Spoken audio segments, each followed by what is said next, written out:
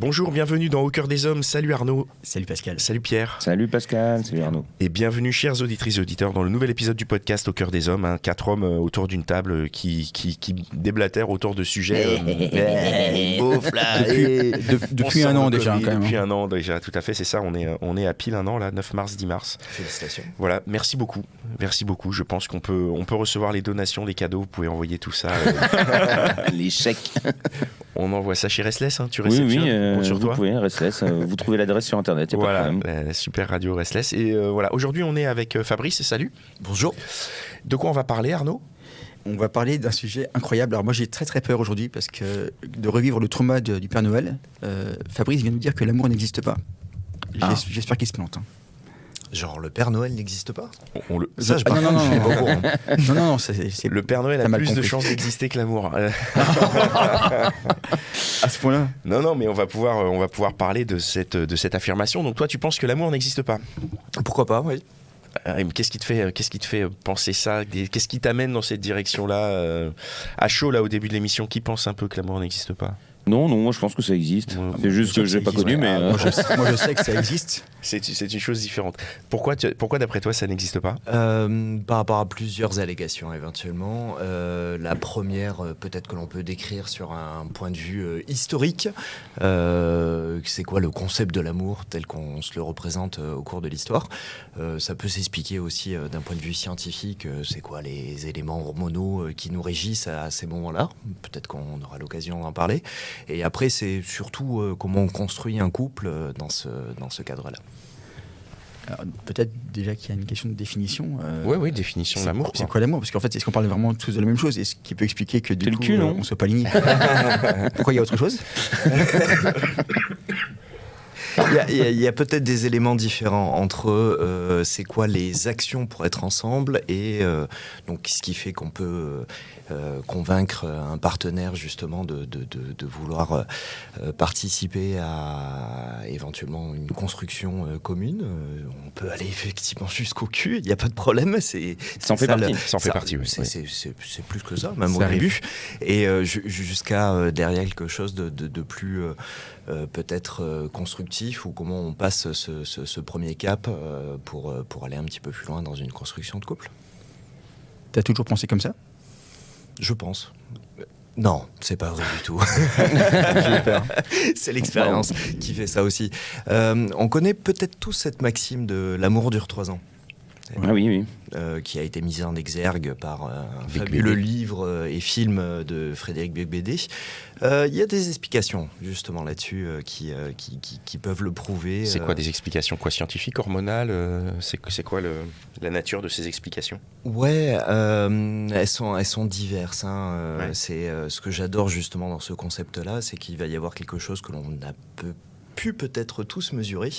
Moi personnellement, j'ai vécu 4 fois, la vie de couple de 3 ans. Donc au bout d'un moment, forcément, on se pose des questions, surtout quand on connaît cet écrivain, cet acteur, et qu'on est déjà tombé là-dessus.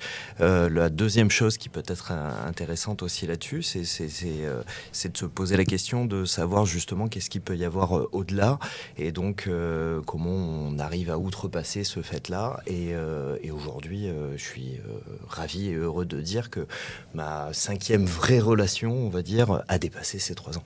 Ah, Félicitations. Donc l'amour existe. Donc ça commence à changer un peu est-ce d'avis. que c'est de l'amour ou pas ? Je sais pas. Justement. Donc ça veut dire que Ça, le débat. t'es resté 4 fois 3 ans dans des relations où il n'y avait pas d'amour. Parce qu'en gros, si l'amour n'existe pas, c'est que déjà, toi, tu ne l'expérimentes pas. Toi, t'as pas d'amour. Alors, l'amour existe. On parle de l'amour pour des personnes, hein, pas de l'amour pour des pizzas ou des trucs comme ça. Ouais. Parce que moi, j'aime les pizzas. Ah, l'amour personnellement. pour pizza, ça existe, ça c'est sûr. L'amour pour les Ça n'a pizzas. jamais changé, même au bout de 3 ans. L'amour pour les pizzas, Oui. ça a mis du temps à venir. Mais maintenant que c'est venu, mon amour pour les pizzas n'a jamais failli. Tiens, ça, ce serait intéressant justement à développer. Hein. Qu'est-ce qui fait que tu as encore aujourd'hui l'amour des pizzas, passé ce premier désir de je veux une pizza. Parce que c'est Je veux bon. tester ça. C'est bon. Existe-t-il quelque chose de meilleur ? Moi, je me Peut-être le prononce pas. Libanais là. Ah, non, pas du tout. Non mais du coup, parce que si tu penses que l'amour n'existe pas, c'est parce que tu ne l'expérimentes pas, tu n'as jamais aimé. En Tu fait, n'aimes c'est la pas mise en opposition du désir initial que l'on peut avoir par rapport à la passion aussi qu'il peut y avoir un petit peu plus loin au niveau du couple. Très concrètement, est-ce que la passion initiale est quelque chose de périn qui peut se construire dans un couple ? Est-ce que le désir ou la projection que l'on peut avoir de soi-même et de la personne que l'on a en face de soi est exactement la même chose que l'on recherche finalement dans la construction d'un couple ou dans la construction de quelque chose d'un petit peu plus périn? Il n'y a pas juste de l'amour comme ça simple, enfin de rencontrer Gratuit, quelqu'un, quoi. puis de pas se poser de questions. Puis Si, complètement. Et c'est là où on peut revenir sur des aspects peut-être plus pragmatiques ou plus scientifiques. Très concrètement, quand on parle de l'amour dure 3 ans, c'est lié à quelque chose de fondamental que l'on a dans l'homme, qui, ça a été prouvé maintes fois scientifiquement. Il y a d'ailleurs beaucoup de personnes qui s'amusent très régulièrement à regarder et à justement chercher quelque chose qui irait dans ce sens-là. Mais tout simplement, ce constat que l'on peut se faire, je peux vous poser la question aussi, est-ce que vous avez eu des relations qui ont été compliquées passé 3 ans, si jamais vous avez eu des relations qui ont passé 3 ans, ou est-ce que c'est quelque chose vraiment d'informel? C'est compliqué au bout de 3 heures avec moi. moi j'ai dire 3 jours. Alors, donc, tu vois. Justement, le chiffre 3 est super important là-dessus. Pourquoi ? Parce qu'il y a différentes étapes, justement, qu'il peut y avoir là-dessus. Concrètement, on peut avoir la passion. La passion, c'est normal, c'est quelque chose que l'on développe immédiatement, c'est quelque chose que l'on peut avoir, qui est intrinsèquement, encore une fois, lié, à mon sens, au niveau du désir. Le désir d'avoir quelque chose, c'est là où on peut se poser quelques questions, quelque chose qui peut être lié peut-être à un manque ou peut-être à une inexpérience. Concrètement, je vais prendre une analogie toute simple. Quand on tombe amoureux ou quand on a quelque chose qui peut s'en rapprocher, je dis pas que j'ai jamais été amoureux ou quoi que ce soit, que j'ai jamais ressenti ce désir, bien au contraire, mais c'est de savoir peut-être se l'expliquer. Pourquoi quand on fait peut-être la bise à quelqu'un, quand on passe un petit moment un petit peu plus privilégié avec cette personne, on peut se dire justement qu'on tombe amoureux. C'est l'ocytocine, ça, non ? Exactement, oui, tout à fait. Il y a des comportements hormonaux qui arrivent, qui font que on a besoin, tout simplement, et n'ayons pas peur des choses. On est encore une espèce très animale qui a besoin de se reproduire, qui a besoin justement d'aller un petit peu plus loin que le simple fait de se regarder ou de vivre quelque chose ensemble.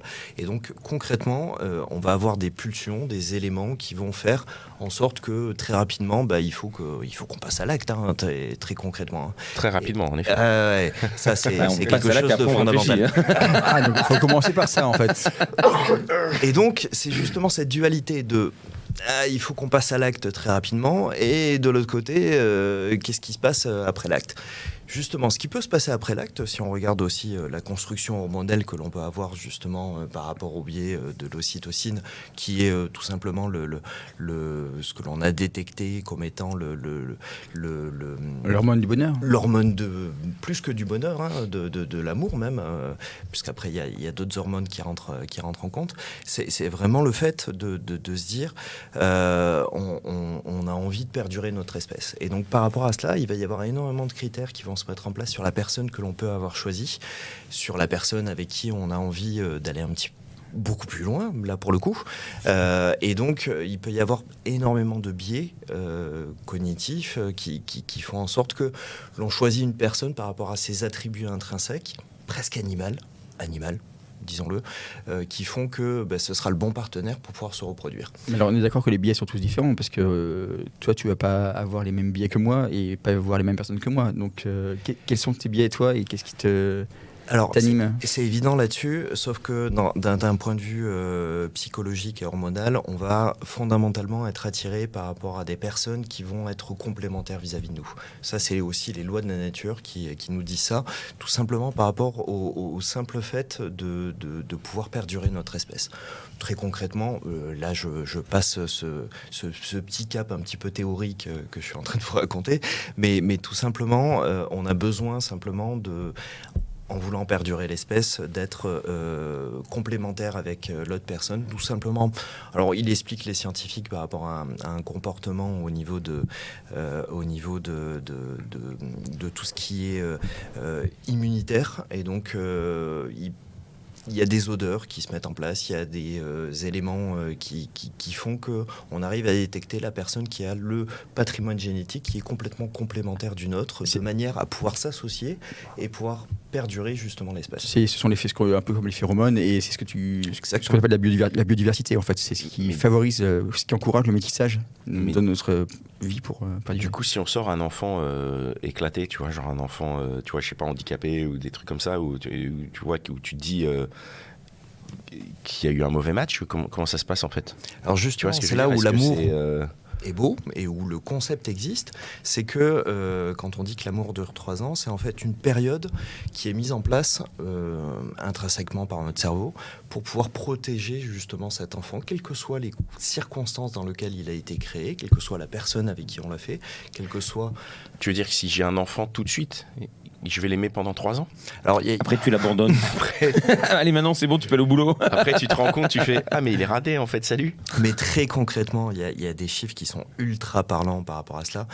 Quand on regarde les personnes qui divorcent ou qui se séparent à ce moment-là, c'est plus de 60% des personnes qui le font après la période des 3 ans, entre 3 et 5 ans, le temps que ça se mette en place. 60%? J'aurais dit 90, moi. Ça peut être plus, mais ça dépend des sondages ou des personnes qui ont été interrogées, de leur sincérité aussi à répondre. Mais très concrètement, il y a quelque chose qui se passe à ce moment-là.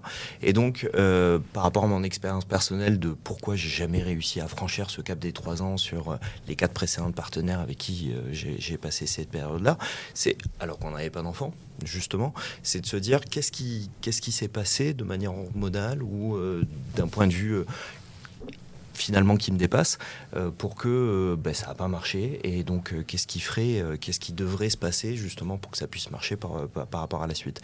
Et donc c'est déjà de se rendre compte de ces éléments sur lesquels on n'est pas maître, très concrètement, parce qu'on a le poids de l'histoire.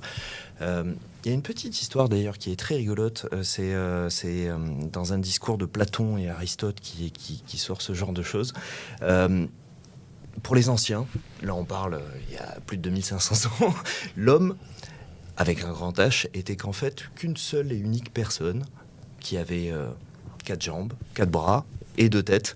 Et en fait, ça fonctionnait très bien en harmonie. On était des personnes qui roulaient comme ça, qui bondissaient, et qui bondissaient d'ailleurs tellement haut qu'on a voulu défier les dieux. Ah bah, c'est vraiment mythologique, hein, mais c'est pour expliquer un petit peu la construction de ce que ça peut être. Et donc, en voulant défier les dieux de cette façon-là, les dieux nous ont punis parce qu'on arrivait trop proche d'eux, etc. En voulant séparer l'homme en deux, ce qui a donné l'homme et la femme. Et donc, est né à partir de là ce mythe de l'âme sœur. On est toujours en recherche de la personne qui pourrait compléter cette partie que l'on aurait perdue peut-être de manière originale, et qui fait que systématiquement on est en atteinte d'un objectif presque idéal, presque philosophique, mythologique, qui fait que on est systématiquement en recherche de quelque chose qui doit être parfait, qui doit être la personne qui nous ressemble, etc. Ce qui m'interroge, pardonne-moi, c'est juste de me dire à quel moment toi, dans toutes tes histoires, tu t'es dit d'une part l'amour n'existe pas, et à quel moment tu t'es déjà juste posé la question. En fait, je trouve ça surprenant que tu te sois autant intéressé à la question, et à quel moment tu t'es dit il y a un truc, quoi. En fait, le truc, je l'ai réellement ressenti par rapport à ma dernière relation de couple que je vis fort heureusement encore aujourd'hui. C'est tout simplement de se dire que tous les schémas que j'ai mis en place pour la séduction, pour faire en sorte que ça arrive à conclure vis-à-vis des précédentes personnes, et donc de rester ensemble ou non jusqu'à cette phase fatidique des 3 ans, c'est réellement de se dire en fait je mets tout ça de côté. Très concrètement, j'ai eu une période où je me suis pas mal amusé à ce moment-là, sans me prendre la tête de savoir je voulais spécifiquement cette personne. Concrètement, le désir que l'on peut projeter sur une autre personne, c'est avant tout le désir aussi que l'on projette vis-à-vis de soi. C'est le désir d'être avec telle ou telle personne qui soit nous ressemble, soit nous rejette une image plutôt préconstruite, ou en tout cas qui nous va par rapport à soi. Dès l'instant où on enlève tous ces éléments, et pour cela il faut peut-être un petit peu de vécu, un petit peu d'expérience aussi à ce niveau-là. Dès l'instant où on se détache complètement de ces phases-là, on se rend compte que l'amour est complètement multiple et peut se passer par des biais qui sont que l'on n'envisage pas, en tout cas peut-être dans notre façon de construire un couple. L'amour, ça peut être de l'amitié, ça peut être aussi vis-à-vis des personnes avec qui l'on est, que ce soit en amitié, au niveau professionnel ou même au niveau familial. Et donc c'est tout simplement qu'est-ce qui crée le lien qui fait que l'on aime rester ensemble et on aime le perdurer. Donc en fait, tu dis que l'amour n'existe pas, mais l'attachement, oui. L'attachement, oui, puisque là aussi, de manière scientifique, si on puisse dire comme ça, l'ocytocine, c'est, on l'a dit tout à l'heure, l'hormone qui nous fait vibrer quand on a ce palpitation au cœur, quand on est peut-être persuadé justement que cette personne, alors qu'on a eu juste un regard ou juste quelques échanges, le coup de foudre, bonne, etc. Le coup de foudre, effectivement. Qui peut se perdurer justement, fort heureusement vis-à-vis du couple, quand on arrive à entretenir ce genre de choses. Quand je dis entretenir, c'est que il y a cette phase des 3 ans qui est encore plus concluante effectivement quand on a un enfant, parce que par rapport à ce point de vue de construction de couple qui se remet dans l'histoire et dans alors quand je parle de l'histoire, c'est vraiment pas l'histoire moderne, c'est vraiment l'histoire la perpétuation de l'espèce qui fait que l'on reste ensemble justement pour faire grandir justement ce gosse qui va arriver, le protéger, etc. Mais de l'autre côté, il y a aussi cette définition de l'ocytocine qui est donnée au fur et à mesure que l'on arrive à entretenir justement ce couple, l'entretenir de diverses façons qui fait qu'on peut outrepasser ce point de vue biologique. Donc, j'ai pas d'enfant. Ouais. Ça veut dire qu'en fait, après, ça devient un travail. C'est-à-dire que si on reste avec la personne, on dit être amoureux, en fait, tu veux dire qu'après, on crée juste une relation qui dure parce que c'est un devoir, c'est quelque chose. On touche quelque chose de très sensible là-dessus, parce que on a l'amour idéal au début. C'est ça, c'est la poésie de l'amour. Exactement.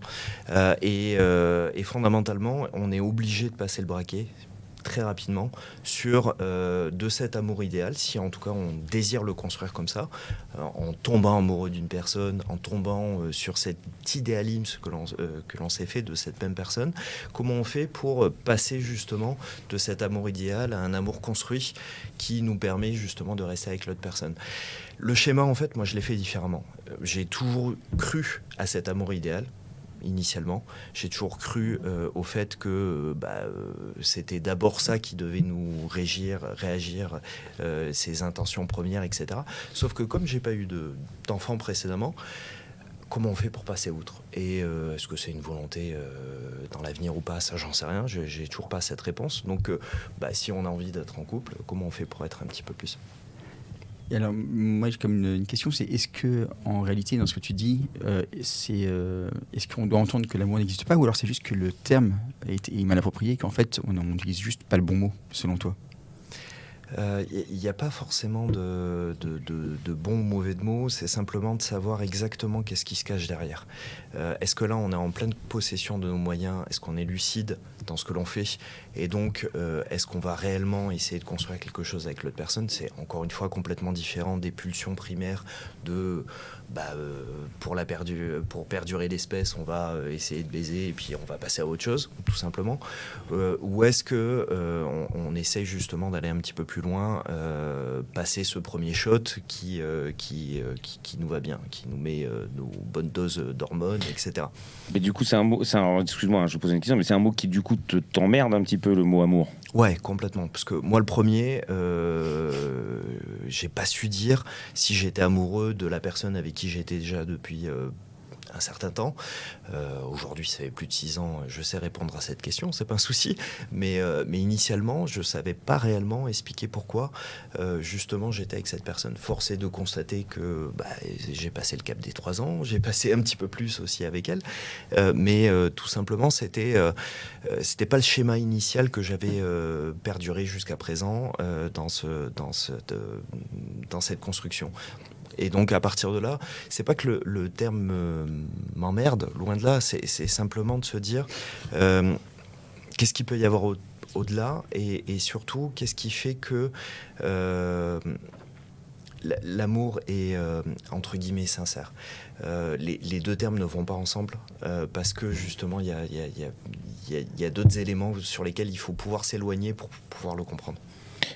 Alors, non, mais en fait, si je comprends bien dans tout ça, parce que c'est très bien expliqué, mais en gros, on idéalise l'amour et il vaut mieux dire aux gens que l'amour n'existe pas pour pas qu'ils soient déçus et qu'ils disent putain, ça m'a fait mal au cœur, connasse. Ça peut être là, ça peut être ça. Non, exactement. mais parce que oui, scientifiquement, il y a tout ça, etc. On a bien conscience, mais pour moi, l'amour, c'est justement tout ce qui va avec. C'est-à-dire que même si après la passion diminue, etc.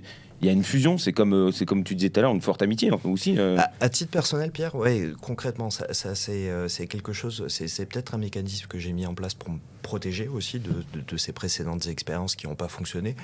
Encore une fois, on a le poids de l'histoire, de tout ce qu'il peut y avoir derrière sur la construction d'un couple. On avance dans la vie, on construit un boulot, on fait quelque chose, etc. Donc la construction de couple aussi arrive par rapport à cela. Et puis pour autant, ça n'a pas fonctionné. Donc comment on fait aussi pour se protéger par rapport à tout ça Et donc c'est pas galvaudé de dire que encore une fois l'amour n'existe pas, mais dès l'instant où on comprend que l'on a peut-être été amené par rapport à ces personnes et on a voulu rester avec ces personnes, peut-être pas forcément pour les bonnes raisons, que derrière c'est assez intéressant d'être détaché. Je dis pas que je me suis posé les questions de manière ultra scientifique, ultra posée, philosophique, telle que je suis en train de vous l'expliquer là-dessus. C'est aussi une construction entre deux où j'ai rencontré plein de personnes sans pour autant être volontaire ou en voulant exprès y aller. C'était vraiment purement fortuite qui a fait que je suis peut-être tombé sur la bonne personne. C'est ça, du coup, ce serait l'amour. Non, mais je me permets de dire ça, c'est comme ça que je le perçois. Ce que je souligne, c'est que tu parlais de construire l'amour au bout d'un moment, vraiment de construire. Et effectivement, ça rejoint ce que tu viens de dire, que c'est totalement antinomique avec la sincérité. Donc pour toi, dans une relation de couple, on ne peut pas être sincère. On doit être sincère. Ah d'accord. On doit être sincère. J'ai pas compris alors. Sauf que justement, ce surplus d'hormones qui nous est donné, j'ai une petite analogie qui peut être intéressante sur laquelle on va tous se retrouver. Des fois, on peut tomber amoureux simplement par un regard, en faisant la bise à une personne ou quoi que ce soit. Ah, moi, je tombe amoureux 10 fois par jour dans le métro. Hein. Exactement, exactement, tout à fait. Est-ce que ça réellement, c'est de l'amour qui te permet justement de faire tout le truc? Justement, c'est là où il faut arriver à pas se mentir, très concrètement. Oui, c'est juste le schéma type et ce que la société nous a dit de ce qu'est l'amour, c'est pas forcément vraiment ça. Ou est-ce que l'amour n'est pas simplement une pulsion qui peut être aussi meurtrière et dévastatrice, que ce soit pour soi ou même par rapport à l'autre personne. Et là, on peut toucher un sujet ultra sensible aussi sur l'emprise que l'on peut avoir ou que l'on essaye d'avoir par rapport à l'autre personne pour justement la convaincre que elle aussi, elle est amoureuse et que si c'est choisi, ça peut être bon. Jusque-là, je dirais pas, mais c'est vrai que le chagrin d'amour, lorsque tu te fais plaquer ou que tu plaques ou qu'il y a cette douleur absolue, pour moi, c'est ça aussi. Ça veut dire qu'il y avait quand même un truc au-delà de... Je vois pas d'où tu parles. On l'a tous rencontré, moi le premier, il n'y a pas de souci là-dessus. Non, mais on a tous vécu un chagrin horrible. Est-ce que c'est vraiment un chagrin d'amour ou est-ce que c'est un chagrin d'ego en fait? Est-ce que c'est pas l'ego qui est blessé? Je pense que c'est ce qu'il est en train de dire. Ouais, c'est ça. C'est en fait, peut-être que l'amour, c'est juste la projection sentimentale de ce que l'on se fait de l'autre personne. Et donc... ce sentiment peut perdurer dès l'instant où il y a cette passion, ce surplus hors modèle, qui peut malheureusement assez vite descendre si jamais on n'a pas de continuité dans d'autres points d'accroche que ce simple regard ou ce simple première intention. D'où la fameuse question de putain, je ressens pas la même chose qu'au début, est-ce que je l'aime encore ? Exactement. D'accord. Ouais. C'est parce qu'en fait, on a vécu quelque chose d'un peu puissant, donc, mais ça veut pas dire qu'il n'y a plus l'amour, c'est juste que il a évolué en vérité. Sauf qu'en se disant cela, justement, il peut y avoir d'autres biais et axes ou plutôt directions sur lesquelles on peut s'accrocher pour, si on souhaite construire quelque chose avec l'autre personne. C'est cette première phase. Oui, on s'appuie sur le reste. Typiquement, qu'est-ce qui nous a fait vibrer au début ? C'était les 36 000 sorties que l'on a fait ensemble, c'était tout ce partage que l'on a pu avoir sur des passions communes, voire complètement différentes. Et donc, comment on arrive passer ce point de vue qui nous paraissait ultra naturel parce qu'on se disait amoureux, justement, pour justement arriver à construire ça de manière forcée, ou en tout cas consciente, parce que ça n'arrive plus de manière naturelle, justement pour pouvoir faire en sorte que ça puisse se perdurer. Tu veux dire par exemple comme que lorsqu'on va voir un psy de couple et qu'on dit pimentez un petit peu votre vie sexuelle, essayez de trouver des trucs pour entretenir, tu veux dire c'est un artifice et donc du coup ce n'est plus vraiment l'amour. Tout à fait. Ok. Mais ça, si on élargit le concept de l'amour à quelque chose de beaucoup plus large, y compris en amitié, c'est exactement la même chose, typiquement. J'ai pas encore couché avec tous mes amis. Moi, je me demande en t'écoutant, est-ce que l'amour a toujours existé ? Est-ce qu'avant, l'amour existait ? Le principe de l'amour ? Ouais, c'est-à-dire qu'avant, les gens, ils se rencontraient, ils devaient... Tu veux dire quand ils étaient dans les cavernes ? Oh, peut-être. Ouais, ou même entre deux, tu vois, mais genre, parce que finalement, les couples, est-ce qu'ils s'aimaient encore vraiment, tous ces couples d'avant, tu vois, je parle du Moyen-Âge ou des trucs comme ça, quoi. Est-ce qu'il y avait de l'amour dans les gens ? Ouais, je sais pas, quand tu regardes déjà nos parents, enfin je sais pas, nos moi, grands-parents, je regarde mes parents, ma mère, tu demandes à mon père, ils font, je l'aime pas, mais enfin on vit ensemble, donc du coup je m'y suis fait. Ouais, Non, mais même de remonter juste d'une génération pour avoir ça, alors avant c'est encore... Et du coup, la question c'est quelle est la construction aujourd'hui de l'amour ? Est-ce que c'est pas juste une construction du capitalisme ? Non mais oui, on peut partir jusque là, ouais. C'est sûr. Et là, c'est un autre sujet. Là. Ouais, et puis, ça fait... mon cerveau commençait déjà à... moi qui suis un peu concon... La dualité, elle est là, hein, très concrètement. C'est comment on arrive à s'enlever du poids de l'histoire. Et vous parliez des grands-parents de nos générations précédentes où, effectivement, il y avait moins de divorces, voire pas du tout, et que les personnes restaient en vie. Ils s'aimaient pas, ils étaient ensemble. Comment ils faisaient pour rester ensemble, finalement ? Oui. Ils se côtoient, ils vivent sous le même toit. Ouais. Ils sont en coloc. Ouais, c'est ça, c'était des colocs. Et donc, est-ce que ça a été une construction dès le début rationnelle ou est-ce que c'est plutôt quelque chose qui est venu au fur et à mesure parce que, ils devaient rester ensemble, parce que c'était comme ça. Oui, il y avait vachement plus l'aspect de la religion aussi. Donc, comment ils ont fait ? La religion et tout ça. Aujourd'hui, effectivement, c'est pas aujourd'hui, ça fait déjà plusieurs décennies qu'on a pris ce virage parce qu'on se détache de l'intégralité de ces carcans, carcan religieux, carcan historique, carcan c'est quoi la norme aujourd'hui sur être en couple, combien de temps rester, est-ce que c'est mal si on a divorcé 3 fois ou on a fait... Non, je sais pas, franchement. Non, parce que là, pour un couple homosexuel, du coup, c'est loupé. Hein. Et donc, à partir de là, on peut justement se poser beaucoup plus la question de qu'est-ce qui nous a amené initialement à être avec cette personne, qu'est-ce qui régit nos émotions et qu'est-ce qui fait que, une fois qu'on a compris ça, on arrive à aller au-delà. T'as compris ? Oui. Non, mais je me tourne vers toi parce que t'es professeur, donc Arnaud, comme tu es le doc, je me tourne naturellement vers toi. Ce qui m'interroge aujourd'hui, c'est tu penses que l'amour n'existe pas ? Tu penses où tu sais, qu'est-ce qui te ferait changer d'avis ? Qu'est-ce qui pourrait te prouver que l'amour finalement existe et que tu t'es trompé ? On va revenir à quelque chose de très simple.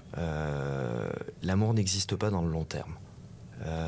C'est une construction de fait qui fait que si jamais on reste avec la personne passé un certain temps, on parle de la période des 3 ans, il y a d'autres périodes beaucoup plus cruciales en amont qui arrivent une fois qu'on a réussi à assouvir son désir, puisque le désir finalement, c'est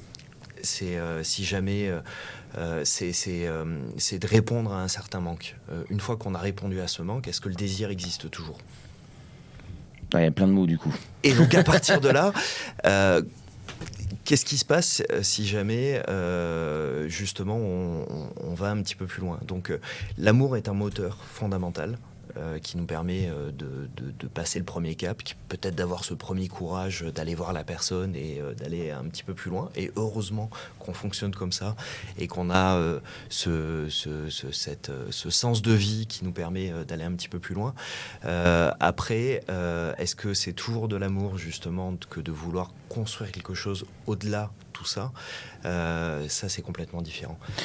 Du coup, l'amour, les gars, ça se vit en fait sur les 3 premières années, si c'est de l'amour, mais par contre, il faut se suicider direct, comme ça restera de l'amour. Wow. Donc tout le monde, Et il si faut... on veut l'idéaliser. Ta copine, Est-ce là, que c'est actuellement, il n'y a pas d'amour? Puisque ça, tu dis, ça fait 6 ans. Bah, ça fait 2 fois 3 ans. Elle a recommencé à chaque fois. Bravo. Exactement. Oui, il y a eu un gros reset, effectivement, je vous explique, au bout d'un certain temps, pour relancer la passion. Non, concrètement, encore une fois, on s'est rencontrés, on s'est mis ensemble, pas pour des questions de passion ou de quoi que ce soit. On était bien ensemble, on partageait énormément de choses, au point de se dire de manière... et ça a certainement vous faire rire d'avoir un projet réellement en commun avant même d'être ensemble. Ce projet en commun, c'était tout simplement de vivre ensemble, que ce soit en coloc ou autre chose. On est ici à Paris, on connaît la pression immobilière et tout ce que ça vaut, etc. Et donc c'était peut-être une lubie de l'esprit de se dire tiens, on va essayer de partager et de construire quelque chose qui fait qu'on peut devenir propriétaire en étant peut-être coloc, etc. Sauf que on trouve pas un appartement ou une maison comme ça. Ça se fait avec énormément de recherches, etc. Et puis finalement, la personne que l'on avait choisie, elle et moi, pour ce projet-là, au fur et à mesure des visites, au fur et à mesure des éléments, ça a duré plus de 2 ans, concrètement, on s'est rendu compte qu'on avait beaucoup plus à partager que simplement... Donc, vous étiez en couple tous les deux? On n'était pas en couple. Non, je justement. veux dire, non, mais vous étiez en couple chacun de connaissait. votre côté.